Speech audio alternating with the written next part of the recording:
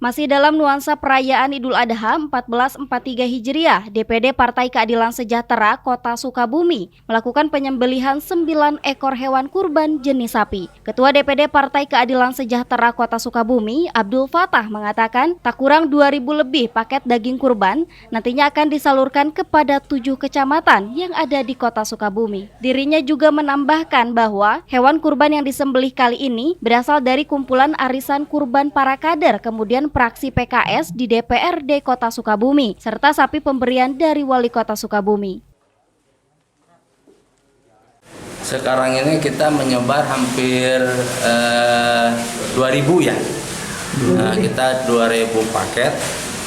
Memang sekarang ini walaupun kita 9, ada kelebihannya memang kita bisa sesuai target bahkan lebih, karena hari ini kita dikonversikan ke sapi yang besar-besar gitu.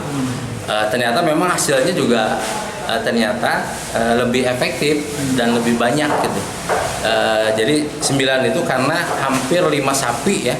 5 sapi itu bobotnya 500 kilogram atau 5 kuintal ya. Jadi sehingga ketika lihat, ternyata lebih banyak.